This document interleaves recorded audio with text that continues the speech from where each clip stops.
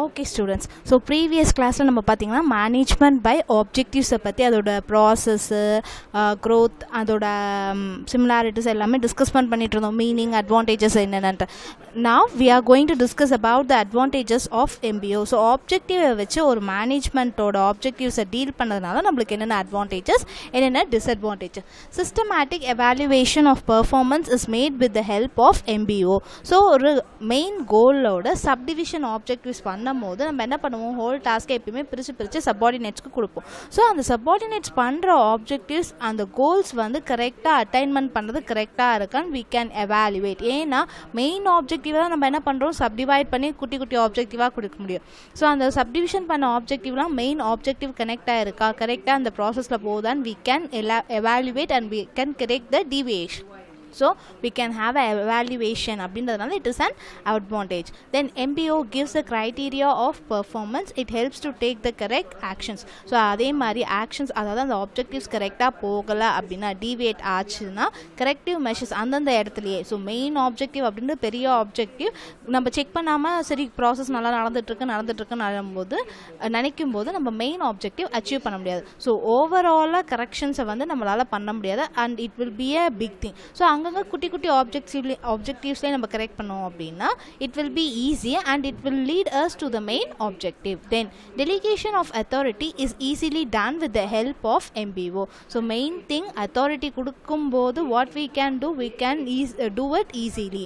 Then MBO motivates our workers by job enrichment and makes the job meaningful. So அவங்கவுங்களுக்கு கரெக்டான placement, அவங்கவுங்களுக்கு கரெக்டான objective கொடுக்கும்போது the employees are also getting satisfied. The next thing is responsibility of the workers is fixed through MBO. So as we are giving the work divided, so இது நீ கரெக்டாக perform பண்ணணும் அப்படின்றப்ப the employee becomes responsible. So ஆப்ஜெக்டிவ்ஸை பிரித்து கொடுக்கறதுனால அத்தாரிட்டியும் கொடுக்க முடியுது, ரெஸ்பான்சிபிலிட்டியும் கொடுக்க முடியுது. Then I moving on to the disadvantages of MBO. So ஆப்ஜெக்டிவ்ஸை பேஸ் பண்ணி மேனேஜ்மெண்ட் கிரியேட் பண்ணுறதுனால what are the disadvantages? So MBO fails to explain the philosophy. Most of the executives do not know how MBO works, what is MBO, why is MBO necessary and how participants can benefit by MBO. So ஏன்னா MBO recent development அப்படின்றதுனால இன்னும் நிறையா executives, அதாவது volt trends இல்லை traditional methods use பண்ணக்கூடிய மேனேஜ்மெண்ட்டுக்கு வந்து என்ன பண்ண தெரியாது அப்படின்னா, அதனால ஃபிலாசபி இன் த சென்ஸ் எம்ப்ளாயீஸுக்கு அது எப்படி அஃபெக்ட் ஆகுது, என்ன பெனிஃபிட்ஸ் கொடுக்குது, அதை எப்படி ப்ராசஸ் பண்ணணும் அப்படின்ற மேனேஜ்மெண்ட் இது வந்து தெரியாமல் இருக்குது. தென் MBO is time consuming process. ஏன் அது டைம் கன்சியூமிங் ப்ராசஸ் அப்படின்னா, ஸோ பிளான் பண்ணோம், ஆப்ஜெக்டிவ் ஃபிக்ஸ் பண்ணுறதுக்கே நம்மளுக்கு நிறைய டைம் எடுக்கும். ஸோ அந்த ஆப்ஜெக்டிவை ஃபிக்ஸ் பண்ணதை சின்னதாக டிவைட் பண்ணோம், it also takes time conception. Then objective நடக்கும்போது கரெக்டாக எவாலுவேட். ஸோ இன்பிட்வீன் நான் என்ன பண்ணுவேன், இன்டரப்ட் பண்ணி கரெக்டாக இருக்கான்னு அனலைஸ் பண்ணுறதுக்கு இட் இஸ் டைம். ஸோ இந்த மாதிரி ஒவ்வொரு இடத்துலையும் எனக்கு ஆப்ஜெக்டிவ்ஸ் என்ன ஆகுது அப்படின்னா time consumption நிறைய எடுக்குது. Much time is needed by the senior people for framing the MBO. Next, it leads to heavy expenditure and also requires heavy paperwork. So அங்கங்க time consumption extend ஆகிறதுனால எனக்கு இதில் huge expenditure வந்து involve ஆயிருக்கு. MBO emphasis only on short term objectives and does not consider the long term objectives. So once நம்ம ஆப்ஜெக்டிவ்ஸை பிரித்து கொடுக்கும்போது அந்தந்த டிபார்ட்மெண்ட்டில் அந்தந்த ஆப்ஜெக்டிவ் மட்டும்தான் அச்சீவ் ஆயிருக்கான்னு, கரெக்டாக ப்ராசஸ் ஆயிருக்கான்னு பார்க்குறாங்க. பட் அதை வந்து கரெக்டாக லாங் டேர்ம் ஆப்ஜெக்டிவ்க்கு கனெக்ட் பண்ண மாட்டேங்கிறாங்க. The status of subordinates is necessary for proper objective setting, but this is not possible in the process of MBO. So status of subordinateனா, ஸோ ஒரு சப்பார்டினேட்டுக்கு இது ஒர்க் பண்ண முடியுமா, இந்த ஆப்ஜெக்டிவை ரீச் பண்ண முடியுமா அப்படின்ற அனலைஸ் பண்ணுறதில்ல. ஸோ அந்த மாதிரி அனலைஸ் பண்ணுறதும் MBOவில் கஷ்டம். So MBO is a rigid one. Objective should be changed according to the changing circumstances, external or internal. If it is not done, the planned results cannot be obtained. So once நம்ம ஃப்ரேம்ஒர்க்லாம் பண்ணுறதுக்கே time consumption ஆகிறப்ப, suppose in between environmental changes வரப்போ அதை include பண்ணுறது ரொம்ப கஷ்டம். அப்படி பண்ணாமல் இருந்தோம் அப்படின்னா நம்ம அச்சீவ் பண்ண வேண்டிய கோல்ஸை ரீச் ஆக முடியாது. So these are the advantage of MBO. So நம்ம இப்ப MBO படிச்சோம். Next we are going to learn about MBE. So what is MBE? So management by expectation. So இது expect பண்றத வெச்சு ஒரு objective plan பண்ணோம் அப்படினா it is called as management by expectation. So it is a style of business. It is focused to identity and handling cases that deviate from the norms. So இது rules and regulations கொஞ்சம் அப்பாற்பட்டதா இருந்தாலும் expectations வெச்சு objectives frame பண்ணுவாங்க. So management by expectation has both general business application and business intelligent application. So ரெண்டுத்துக்கும் என்ன difference அப்படின்னு பார்த்தீங்கன்னா so பிஸ்னஸில் வரக்கூடிய ரூல்ஸ் அண்ட் ரெகுலேஷன்ஸையும் ஃபாலோ பண்ணணும். அப்பார்ட் ஃப்ரம் தட் எம்ப்ளாயீஸுக்கு இருக்கக்கூடிய ஸ்கில்ஸ் பேஸ் பண்ணியும் அப்ளிகேஷன்ஸை ஃப்ரேம் பண்ணணும் அப்படின்னு சொல்கிறாங்க. So what is the difference அப்படின்னு பார்த்தீங்கன்னா ஸோ MBOவில் பார்த்தீங்கன்னா மெயின் ஆப்ஜெக்டிவை வச்சு சின்ன சின்ன ஆப்ஜெக்டிவ் ஃப்ரேம் பண்ணுவாங்க. பட் இங்கே மெயின் ஆப்ஜெக்டிவ்க்கு ரீச் ஆகிறதுக்கு என்னென்ன எக்ஸ்பெக்டேஷன் ஸோ இப்படி பண்ணலாம் அப்படின்னு எக்ஸ்பெக்டேஷன் இருக்கலாம், இப்படி பண்ணால் இப்படி வந்திருக்கும் அப்படி. ஸோ அந்த எக்ஸ்பெக்டேஷன்ஸை வச்சு ஆப்ஜெக்டிவ் ஃபேம் பண்ணாங்க அப்படின்னா it is management by expectation. So as we see in the process of management in MBO, now we are going to see about the management of process in MBE. So MBOல என்ன பார்த்தோம், first ஆப்ஜெக்டிவை define பண்ணணும், அப்புறம் அது கோல் fix பண்ணணும், அப்புறம் அந்த ஃபிக்ஸிங்க்கு key area KRA அப்படின்றத கண்டிப்பாக பார்க்க வேண்டியதாக இருக்கும். நெக்ஸ்ட் வந்து பார்த்தீங்கன்னா சப்பார்டினேட்ஸ் இருக்கணும், சப்பார்டினேட்ஸ்க்கு டார்கெட் கொடுக்கணும், அவங்க டார்கெட் அச்சீவ் பண்ணுறாங்களா, அச்சீவ் பண்ணதுக்கப்புறம் அதை அப்ரிஷியேட் பண்ணணும், அப்ரிஷியேட் பண்ணதுக்கப்புறம் பீரியாடிக்கல் ரிவ்யூஸ் எடுக்கணும், அதுக்கப்புறம் ரிவ்யூ எடுத்து அந்த ஆப்ஜெக்டிவ்லாம் ரீச் பண்ணதுக்கப்புறம் தான் அது மெயின் கோல் ஆப்ஜெக்டிவ்க்கு கரெக்டாக இருக்கான்னு பார்க்கணும். ஸோ இவ்வளோ ப்ராசஸ் இருக்குது. பட் ஆனால் MBEயில் பார்த்தீங்கன்னா அவ்வளோ ப்ராசஸ் கிடையாது. It is a simple process. The process of MBE is necessary to set objectives or norms with predictable or estimated results. So இதில் எப்படி ஆப்ஜெக்டிவ் செட் பண்ணணும் அப்படின்னு சொல்றாங்கன்னா இது இப்படி நடக்கலாம் இல்லை நடக்காமலே போகலாம். அப்படி சப்போஸ் என்விரான்மெண்டல் சேஞ்சஸ் இருந்தால் இது எப்படி ப்ரிடிக்ட் பண்ணுறது அப்படின்றதையும் மைண்டில் வச்சு ஆப்ஜெக்டிவ்ஸை ஃபிக்ஸ் பண்ணணும் அப்படின்னு சொல்கிறாங்க. So the deviation gets analysed. அதாவது இங்கே ஃபர்ஸ்ட் ஆப்ஜெக்டிவ்ஸ் ஃப்ரேம் பண்ணும்போது அதுக்கான டீவியேஷன்ஸையும் கன்சிடர் பண்ணுறோம். With insignificant or no deviation or no action is required and the senior managers can concentrate on other matters. So ஒரு ப்ராப்ளம் வரும்போது அந்த ப்ராப்ளமை ஆல்ரெடி அனலைஸ் பண்ணி அதுக்கு ஒரு ஆப்ஜெக்டிவ் ஃப்ரேம் பண்ணுறப்ப நம்ம சுப்பீரியர்ஸ் என்ன பண்ணலாம், சப்பார்டினேட் கரெக்டாக ஒர்க் பண்ணுறாரா மட்டும் கான்சென்ட்ரேட் பண்ணாமல் மற்ற மேட்டர்ஸ் ஸோ வேறு ஏதாவது ப்ராப்ளம் வந்தால் அதை எப்படி சால்வ் பண்ணுறது, ஸோ அப் டு கரெக்ட் அப்டேஷனில் என்ன பண்ணுறது அப்படின்ற மேட்டர்ஸ்லையும் என்ன பண்ணலாம், இன்வால்வ் ஆகலாம். ஸோ ஆல்வேஸ் சப்பார்டினேட்ஸை மட்டும் பார்க்குற மாதிரி MBO ஃப்ரேம் பண்ணியிருந்தாங்க. பட் MBEயில் அந்த ப்ராப்ளம் கிடையாது. ஸோ ஆப்ஜெக்டிவ்ஸ் ஃபிக்ஸ் பண்ணும்போது நம்ம என்ன பண்ணுறோம், ஃப்யூச்சரில் என்னென்ன ப்ரிடிக்ஷன்ஸ் வரும் அதை எப்படி ப்ரிடிக்ட் பண்ணுறது அப்படின்றதையும் சேர்த்து அனலைஸ் பண்ணுறதுனால the managers or the superiors can go on to the some other work. Finally the aim is to solve this expectation immediately. Okay va. The next thing is advantages of MBA. So இப்படி பண்ணுறதுனால so ஆப்ஜெக்டிவ்ஸை வச்சு பண்ணுறதுனால சில advantages பார்த்தோம். So எக்ஸ்பெக்டேஷன்ஸை வச்சு ஒரு objective frame பண்ணுறதுனால what are the advantages.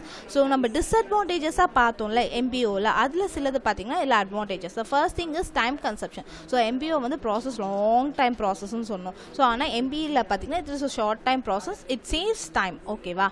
So first thing it saves the time of managers because they deal only with the expectational matters. routine problems are left to the subordinates. So எல்லா problems higher அஃபீஷியல்ஸே பார்க்க மாட்டாங்க. சின்ன சின்ன problems எல்லாம் subordinates கிட்டே கொடுத்துருவாங்க. நீங்களே solve பண்ணிக்கோங்க, நீங்களே டெசிஷன்ஸ் எடுக்கலாம், நீங்கள் என்ன இதை எடுத்தால் எக்ஸ்பெக்ட் பண்ணுவீங்களோ அதுக்கு பேஸ் பண்ணி எடுத்துக்கோங்கன்றதுனால managers gets a lot of time to deal with some other matters.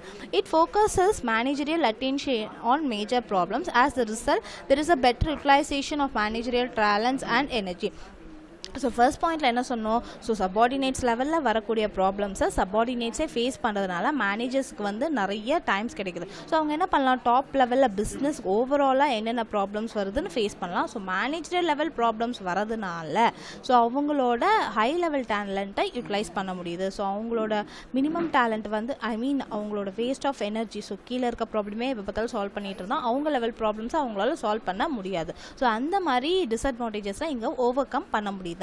It facilitates delegation of authority. So சப்பார்டினேட்ஸ்க்கு ஆல்ரெடி நம்ம டெசிஷன் டேக்கிங் பவர்ஸ் கொடுத்துருக்கனால இங்கே சப்பார்டினேட்ஸ்க்கு என்ன பண்ணுறோம், அத்தாரிட்டியாக கொடுக்குறோம். MBOவில் பார்த்தீங்கன்னா ரெஸ்பான்சிபிலிட்டி மட்டும்தான் கொடுத்துருப்போம், அத்தாரிட்டி கொடுத்துருக்க மாட்டோம். இங்கே both we are giving authority and the responsibility. So top management concentrates on the strategic decisions and the operational decisions are left to the lower levels. So top manager strategic, அதாவது ஓவராலாக strategy formulate பண்ணுறதுக்கு மட்டும்தான் இருக்காங்க. But operation நம்ம ஃபங்க்ஷன்ஸில் பார்த்து பார்த்துருப்போம். ஆப்ரேஷனல்ஸ் அப்படின்னா day to day லைஃப்பில் வந்து பண்ணக்கூடியது, இல்லை ப்ரொடக்ஷன் சைட் பண்ணக்கூடியது, இல்லை சேல்ஸ். ஸோ இந்த மாதிரி டே டு டே பார்க்கக்கூடியது ஆப்ரேஷனல் ஆக்டிவிட்டீஸ்க்கு ரிலேட்டடான ப்ராப்ளம்ஸ் எல்லாமே யார் கொடுத்துருவாங்க அப்படின்னா லோயர். ஸோ நீங்கள் எக்ஸ்பெக்ட் பண்ணுறதை வச்சு நீங்கள் டெசிஷன் எடுங்க. ஸோ டாப் லெவல் அப்படின்றது ஓவரால் மட்டும். There is an increase in the span of control. This leads to the motivation and development of subordinates. As a control வந்து சபார்டினேட்ஸ் கிட்ட இருக்கிறதுனால ஓகே நம்மளே டெசிஷன் எடுக்க சொல்கிறாங்க, நம்மளை நம்புகிறாங்க அப்படின்ற ஒரு மோட்டிவேஷன் தானாக க்ரியேட் ஆகுது. It is a technique of separating important information from unimportant one. It forces managers to review past history and study related business data for identifying deviation. There is better use of knowledge of trends, history and available data. So என்ன பண்றாங்க அப்படின்னா the same thing is repeated. So subordinates பண்ணக்கூடியதை வந்து review பண்ணி பார்க்கிறதுக்கு நிறைய time இருக்கு. Then MBE keeps management alert to the opportunities and threats by identifying critical problem. As I said, so ஃப்யூச்சரில் என்னென்ன ப்ராப்ளம்ஸ் வருது, அதுக்கு என்னென்ன வந்து ப்ரிடிக்டபிள் மெஷர்ஸ் அப்படின்றத டாப் லெவல் மேனேஜ்மெண்ட்டால் பண்ண முடியும். Because short problems or small problems are solved by the subordinates is self. Then we are going to the disadvantages of MBE.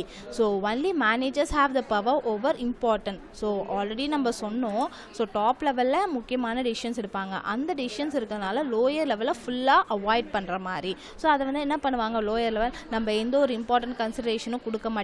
Day to day லைஃப்பில் மட்டும், அதாவது அன்வான்ட் இம்பார்ட்டன்ட் இதுக்கு மட்டும் நம்மளை டெசிஷன் எடுக்க சொல்கிறாங்கன்றதுனால எம்ப்ளாயீஸை அதை டீமோட்டிவேட் பண்ணும். Furthermore it takes time to pass the issues to the managers. அதே மாதிரி ஒரு பெரிய இஷ்யூ, ஒரு இம்பார்ட்டன்ட் இஷ்யூவை மேனேஜர் கிட்ட எடுத்துகிட்டு போகிறதுக்கும் அந்த இஷ்யூவை சால்வ் பண்ணுறதுக்கும் டைம் கன்சப்ஷன் ஆகும். Managing employees who deviate from the normal procedures because of compliance failures are considered difficult to manage and typically find themselves with the limited job duties and ultimately dismiss and terminate.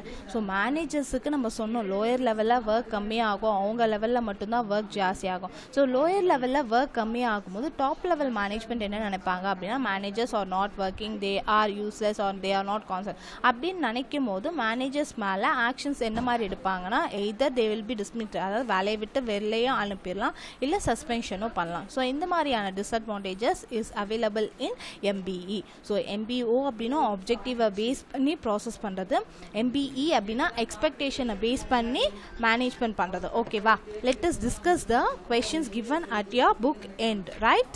So the first question, dash system gives full scope to the individual strength and responsibility. Your answer is MBO. Second question, which is the first step in the process of MBO? The answer is defining organizational objectives. Third question, dash keeps management alert to opportunities and threats by identifying critical problems. Answer is MBE.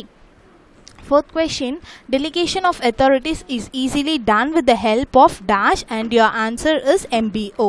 Hope you have understood